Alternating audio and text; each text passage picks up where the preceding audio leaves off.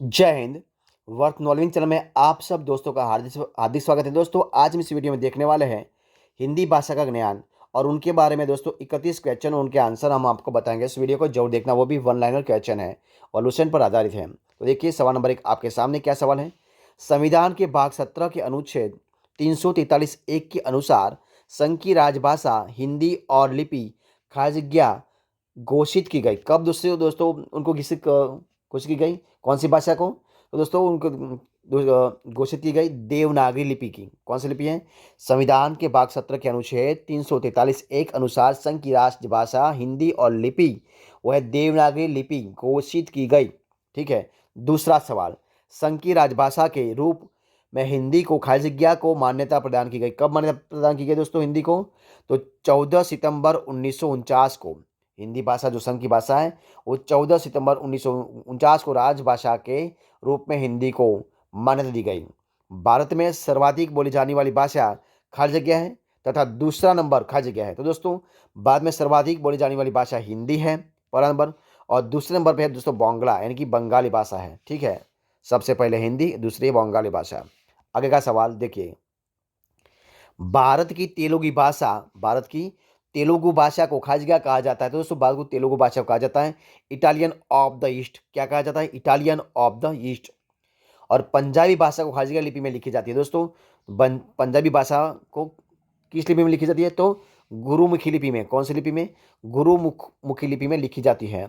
संविधान के अष्टम अनुसूची में खाजगिया भाषाओं को मान्यता प्राप्त है, जबकि मूल में 14 भाषा थी। तो दोस्तों, संविधान के अष्टम अनुसूची में 22 भाषा, दोस्तों कितनी भाषा है? 22 भाषाओं को मान्यता प्राप्त है, जबकि मूल में 14 भाषा का स्थान था। आगे का सवाल है, राजभाषा आयोग गठन 1955 में किया गया था, जिनके अध्यक्ष किए गए थे। तो दोस्तों, राजभाषा आयोग का गठन 1955 में किया गया था और उनके अध्यक्ष थे बीजे खैर। कौन थे दोस्तों? बीजे खैर थे। और हिंदी दिवस खाजगिया तथा अंतर्राष्ट्रीय मातृभाषा दिवस खाजगिया को माना जाता है। तो दोस्तों, हिंदी दिवस 14 सितंबर, हिंदी दिवस 14 सितंबर तथा अंतर्राष्ट्रीय मातृभाषा दिवस 21 फरवरी को मनाया जाता है। ठीक है। खाजगिया खाजगिया को नागालैंड एवं मेघालय में राजभाषा का दर्जा प्राप्त है। तो दोस्तों, जो अंग्रेजी भाषा है वो अंग्रेजी भाषा को नागालैंड में और मेघालय में राजभाषा का दर्जा प्राप्त है। ठीक है। आगे का सवाल है, खाजगिया को जम्मू कश्मीर राजभाषा का दर्जा प्राप्त है। दोस्तों, जो उर्दू भाषा है उस उर्दू भाषा को जम्मू कश्मीर में राजभाषा का दर्जा प्राप्त है।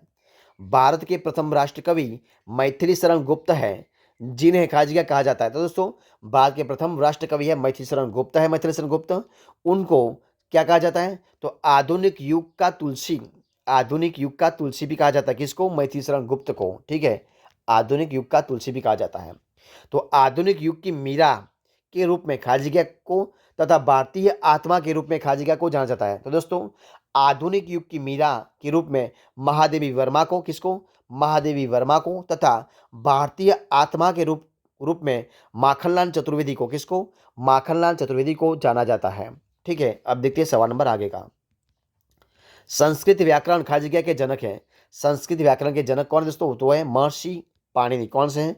महर्षि पाणिनि है। विश्व का आदि कवि दोस्तों किसको माना जाता है?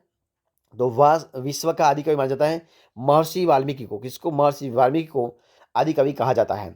और रामायण मूलतः संस्कृत भाषा में, जबकि रामचरितमानस खाजगिया भाषा में लिखी जाती है। तो दोस्तों, रामायण मूलतः संस्कृत भाषा में, जबकि रामचरितमानस दोस्तों कौन सी भाषा में? तो अवधी भाषा में। कौन सी भाषा में?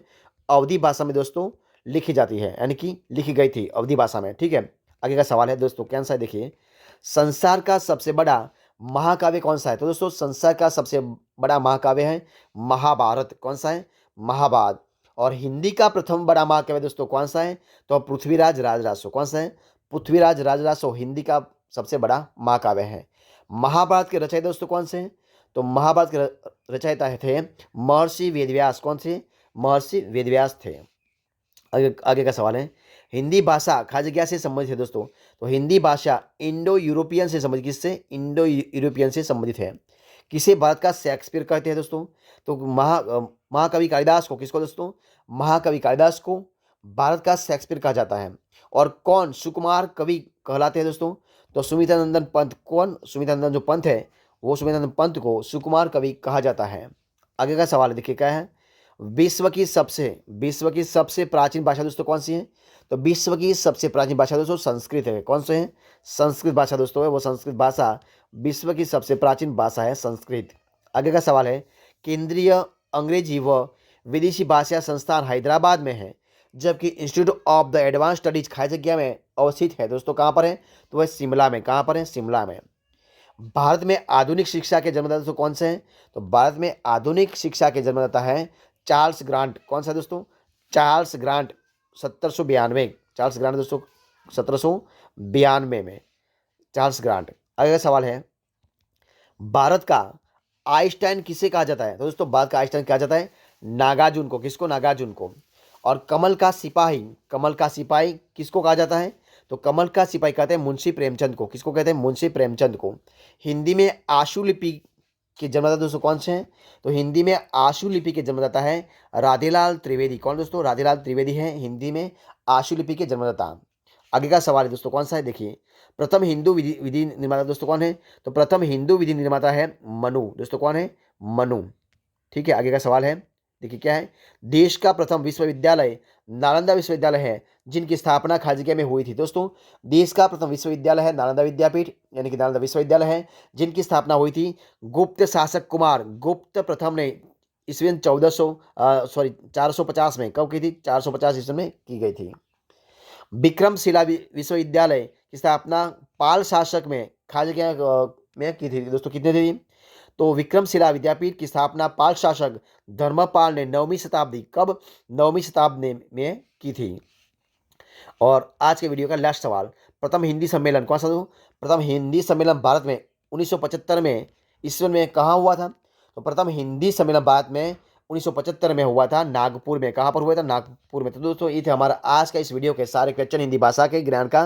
तो अगर आपको मेरा इस वीडियो अच्छा लगा हो, पसंद आया हो, यूजफुल लगा हो, तो वीडियो को लाइक कीजिए, कमेंट कीजिए, आपके दोस्तों में शेयर कर दीजिए। और लास्ट में आपने अब तक इस चैनल को यानी कि वर्थ नॉलेज चैनल को सब्सक्राइब नहीं किया तो उनको सब्सक्राइब करना मत भूलें। फिर मिलते हैं ऐसे एक नए वीडियो के साथ, नए टॉपिक के साथ। तब तक बने रहे। जय हिंद, जय भारत।